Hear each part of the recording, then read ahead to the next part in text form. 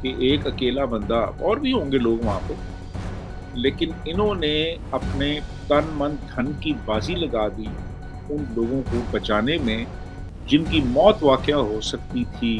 तो 44 लोगों को इन्होंने रेस्क्यू किया और उनमें 24 इंडियंस भी थे। इंडियन गवर्नमेंट अवार्ड दे रही है एक पाकिस्तानी को, आपको कुछ पता है इसके बारे में?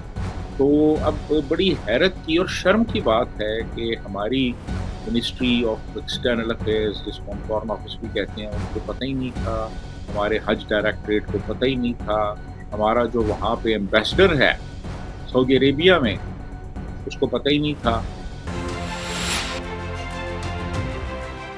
जय हिंद, नमस्कार। मैं अंबर जैदी स्वागत करती हूँ आप सबका एक बार फिर से हमारे आज के खास कार्यक्रम इट्स डिबेटेबल में। और आज के इस कार्यक्रम में हम बात करेंगे बहुत ही इंटरेस्टिंग मुद्दे पर, जो कि सोशल मीडिया पर काफी वायरल हो रहा है। हालांकि ये कारनामा बहुत पहले का है, लेकिन वायरल होते होते काफी देर लग गई।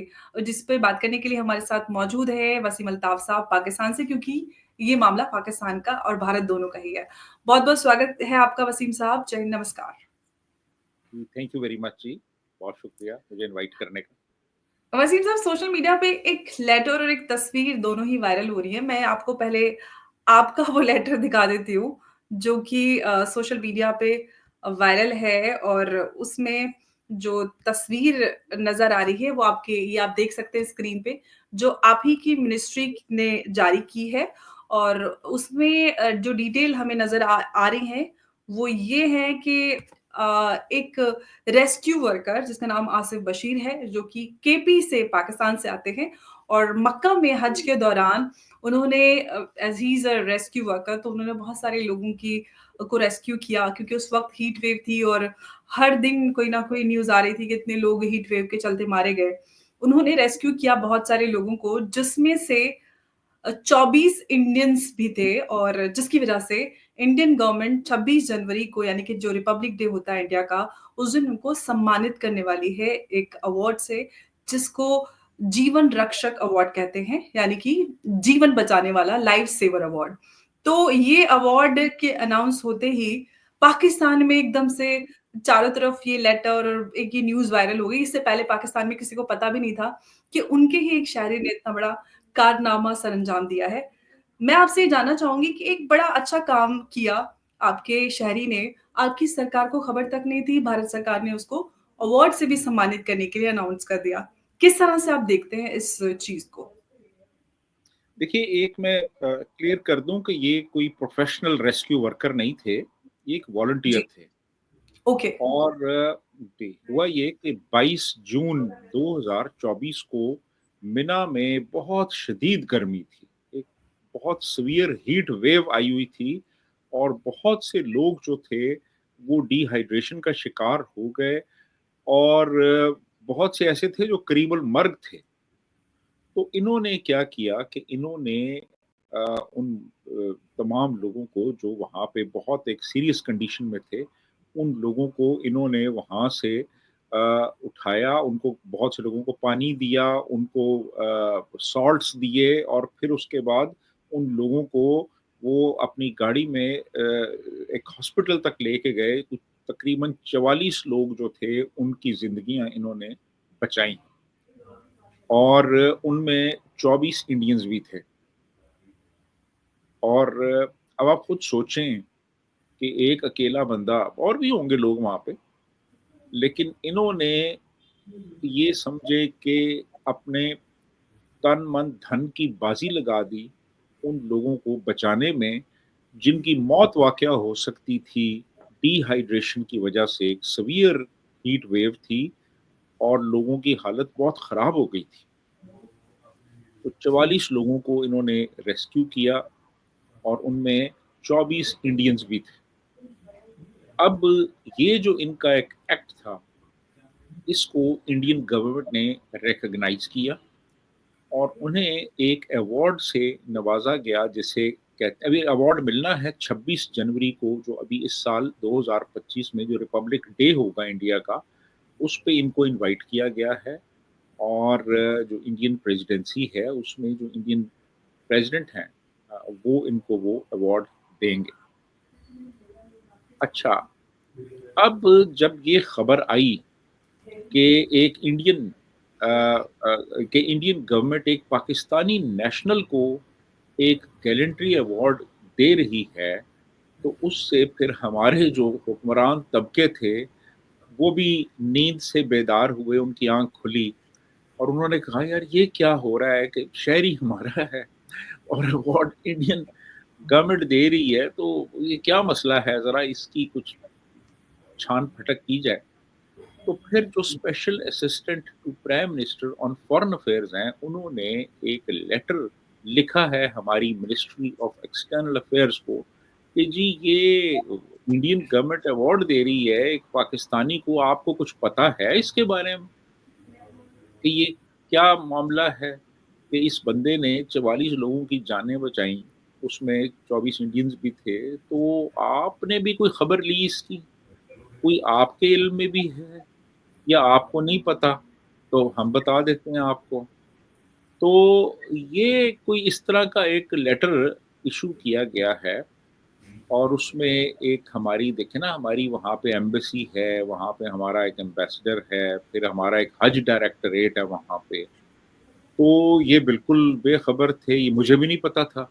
मुझे भी इस खबर से पता चला एक पाकिस्तानी नेशनल के बारे में जिसको इंडिया में पाकिस्तानी बजरंग भाई भी कहा जा रहा है। मुझे भी वो पता वहीं से चला जब इंडियन गवर्नमेंट ने ऐलान किया और खबर आई।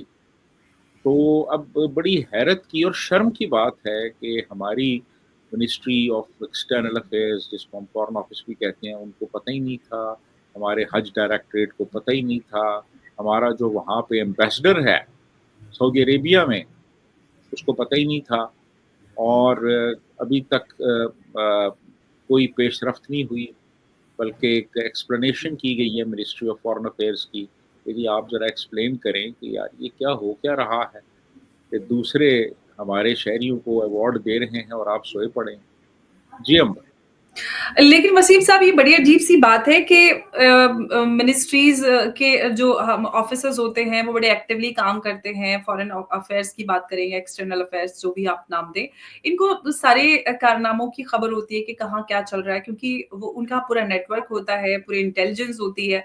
बावजूद उसके कोई जानकारी नहीं अभी तक क्योंकि आधा साल गुज़र चुका है और किसी को कोई खबर नहीं थी। इंडियन जो सरकार है, इंडियन गवर्नमेंट ने उसको अनाउंस भी कर दिया। उसके बाद खबर पूरे इंडिया और पाकिस्तान में वायरल होती है। जब इस तरह की खबर सामने आती है तो पाकिस्तान के जो अवाम है, वो इस तरह की खबरों को किस तरह से लेते हैं कि हमारी सरकार को कोई सुध नहीं है, हमारे शहरी कितना काम कर रहे हैं, क्या कंट्रीब्यूट कर रहे हैं या अपने देश के लिए कितना नाम कर रहे हैं। इस तरह की खबरों से आवाम के ऊपर क्या असर होता है? डेफ़िनेटली जी, मुझे तो एक शॉक लगा और मेरी तरह बहुत से लोग जिन्होंने ये खबर सुनी होगी, पढ़ी होगी, उनके लिए भी एक बहरहाल एक बहुत ही एक हिला देने वाली खबर है कि यार हमारे शहरियों की जो एक कंट्रीब्यूशन है या एक उनका एक कारनामा है, उसको हमारी गवर्नमेंट ने रिकॉग्नाइज़ ही नहीं किया। रिकॉग्नाइज़ तो तब करती कि उसे पता होता, उसे पता ही नहीं था इस बात का। और इंडियन गवर्नमेंट इतनी विजिलेंट है और इंडियन जो वहाँ पे डिप्लोमैट्स हैं, वो इतने हालात से बाखबर हैं, उनको सारा पता है कि मिना में इस तरह वाक़या हुआ था और उसमें किन लोगों ने रोल प्ले किया है और एक ऐसा बंदा भी है उसमें, जो पाकिस्तान का नेशनल है और उसका जो ये एक्ट है, एक गैलेंट्री का एक्ट है, इसको रिकॉग्निशन मिलनी चाहिए। तो ये बेसिकली सारी बात है आपकी प्रायोरिटीज़ की और किस तरीके से आप अपना काम अंजाम दे रहे हैं। एम्बेसडर्स का तो काम ही ये होता है कि वो एब्सोल्यूटली। जिस मुल्क में भी हैं, वो वहाँ पे देखें कि उनके शहरी जो हैं, उनको कोई मसला तो नहीं है, कोई इश्यू तो नहीं है उनका, कोई प्रॉब्लम तो नहीं है और जो उस मुल्क के शहरी हैं उनको किस तरीके से उनके मसाइल हल करने हैं और किसी ने अगर कोई कारनामा किया है तो उसको अपनी गवर्नमेंट को कम्युनिकेट करना है जी। और उनके मफादात का ख्याल रखना है। अनफॉर्चुनेटली हमारे यहाँ काफ़ी सिचुएशन जो है वो इस लिहाज से काबिल इस्लाह है, यानी काफ़ी बेहतरी की गुंजाइश है यहाँ पे। एब्सोल्युटली। मैं आपको एक छोटी-सी एग्ज़ाम्पल देता हूँ। जी। मैंने अभी 6 मई को इंडियन वीज़ा के लिए अप्लाई किया था। अच्छा, ये अलग बात है कि अभी तक मुझे मिला नहीं है, पता नहीं मिलता है कि नहीं मिलता। अच्छा, तो मेरा थोड़ा-सा वो यहाँ पे ऑनलाइन मैंने अप्लाई किया था, डॉक्यूमेंट्स मैंने सबमिट कराए। तो इस दौरान जो इंडियन हाई कमीशन है इस्लामाबाद में, उनके मैंने फ़ोन नंबर्स भी देखे, तो उसमें एक मोबाइल नंबर भी था और वो मोबाइल नंबर जो था, वो उन इंडियन नेशनल्स के लिए था, जो पाकिस्तान विज़िट पे आए हुए हैं और उनको कोई किसी किस्म का भी कोई मसला होता है, कोई इश्यू होता है, तो वो उस नंबर पे किसी भी वक़्त 24/7 कॉन्टैक्ट कर सकते हैं। अब देखें, ये कितनी बड़ी एक फैसिलिटी दी हुई है हाई कमीशन ने यहाँ पे इस्लामाबाद में कि एक कोई इंडियन नेशनल है, वो आया है, वो लाहौर में है, कराची में है, रावलपिंडी में है, इस्लामाबाद में। उसको कोई अगर मसला होता है, तो वो उस नंबर पे, उस मोबाइल नंबर पे किसी भी वक़्त वो कॉन्टैक्ट कर सकता है। अच्छा, मैंने इस तरह का कोई नंबर किसी पाकिस्तानी हाई कमीशन या पाकिस्तानी एम्बेसी की वेबसाइट पे नहीं देखा। तो इससे ये भी पता चलता है कि एक मुल्क जो है वो अपने शहरियों के हवाले से कितना कंसर्न्ड है। एब्सोल्युटली। तो मैं समझता हूँ कि इस मामले में आप हमसे काफ़ी आगे हैं। जी, अमर। बिल्कुल, और हम हर मामले में आपसे आगे हैं, जो भी अच्छी चीज़ें हैं उसमें आप आगे, बुरी चीज़ों में आप आगे। एनीवे मतलब जोक्स अपार्ट। लेकिन वसीम साहब, ये बात तो बिल्कुल सच है कि हमारी मिनिस्ट्री ऑफ फॉरेन अफेयर्स या एक्सटर्नल अफेयर्स कहें, बहुत ही प्रोएक्टिवली काम करती है। और हालाँकि अगर हम भारत और पाकिस्तान के रिश्तों के हवाले से बात करें, तो शायद अगर पाकिस्तान होता तो शायद इस एक्ट को इग्नोर भी कर दिया होता। लेकिन भारत ने उसको इग्नोर नहीं किया, जो भी उनका एक वेलफेयर वर्क रहा, आसिफ बशीर की मैं बात कर रही हूँ, उनको रिकॉग्नाइज़ किया। ये बहुत बड़ी बात है कि आप किसी के भी काम को रिकॉग्नाइज़ करते हो तो उनको मोटिवेशन मिलता है और वो आगे बढ़ते हैं और ज़्यादा बेहतर काम करते हैं।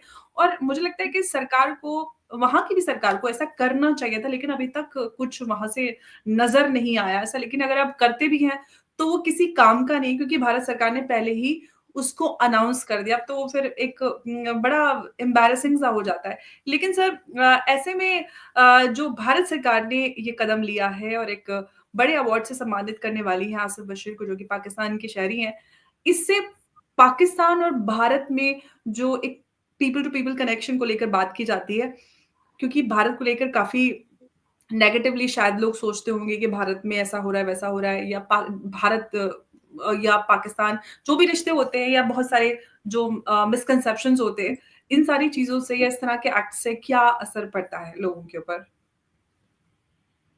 नहीं, मेरा ख़्याल है कि कोई भी शख़्स किसी भी मुल्क से उसका ताल्लुक हो, अगर उसने इंसानियत के लिए कुछ किया है, बिला इम्तियाज़ के वो उस शख़्स के लिए जिसके लिए उसने कुछ किया है, उसका ताल्लुक किसी भी मुल्क से है, वो गोरा है, वो काला है, वो भारतीय है, वो पाकिस्तानी है, वो मुस्लिम है, वो मसीही है, वो हिंदू है।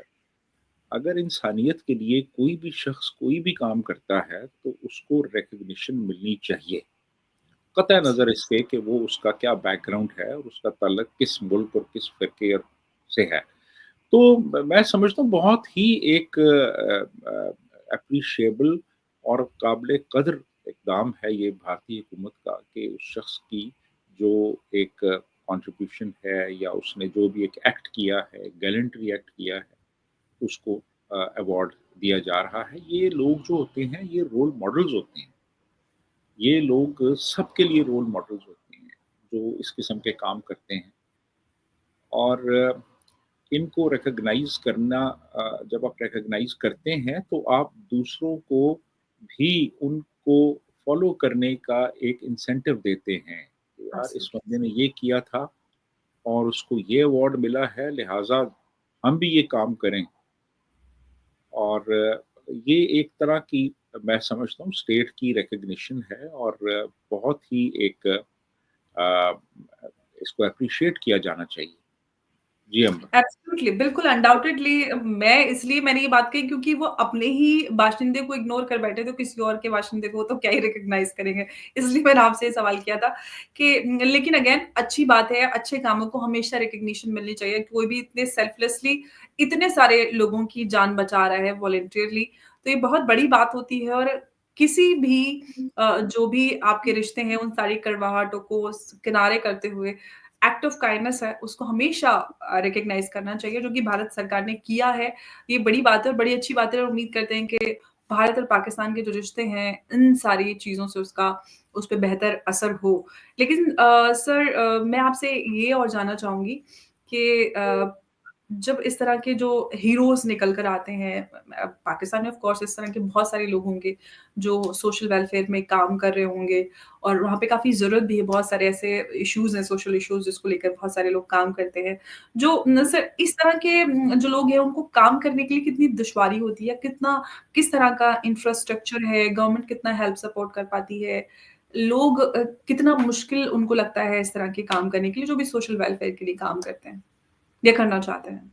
नहीं, लोग तो काम कर रहे हैं ना अपने तौर पे। अब ईदी जी। वेलफेयर फाउंडेशन है या छिपा है या इसके अलावा और भी काफ़ी सारी अ, छोटी-छोटी ऑर्गनाइज़ेशंस हैं जो कि वॉलंटरीली लोगों की खिदमत कर रही हैं, काम कर रही हैं और यकीन कीजिए कि लोगों को हुकूमत से ज़्यादा इन पे ट्रस्ट है। यानी जो ईदी साहब थे, लोग करोड़ों रुपया जाके उनके डोर स्टेप पे उनको दे देते थे, ये रख लें, बगैर किसी रसीद के। तो मतलब ये कि लोगों को ट्रस्ट होता है अ, उन लोगों पे जो कि वॉलंटरीली इंसानियत की खिदमत कर रहे हैं। तो बहुत लोग हैं जो कि इस तरह के काम कर रहे हैं और बहुत से ऐसे भी हैं जो कि ये भी नहीं चाहते कि उनका नाम पब्लिक में आए। यानी सीक्रेटली वो लोगों का काम के लिए काम करते हैं, वेलफेयर ऑर्गनाइज़ेशंस हैं, अस्पताल चल रहे हैं, चैरिटी के इदारे चल रहे हैं और काफ़ी इस तरह का वो काम है जो लोग कर रहे हैं। लेकिन जी। स्टेट लेवल पे अभी भी काफ़ी गुंजाइश है बेहतरी की, बहुत कुछ किया जा सकता है, किया जाना चाहिए और मैं समझता हूँ हमारी जो रियासत है उसको ज़्यादा इस हवाले से कंसर्न्ड होना चाहिए कि इस मुल्क में बहुत से लोग हैं जो वाक़ई डिज़र्विंग हैं कि उनकी हेल्प की जाए। यानी ऐसे बच्चे हैं जिनको तालीम की ज़रूरत है, ऐसी ख़वातीन हैं जो बेवा हैं और उनको ज़रूरत है यानी इमदाद अगर ना दें तो कम से कम कोई फ्री वोकेशनल ट्रेनिंग हो उनकी।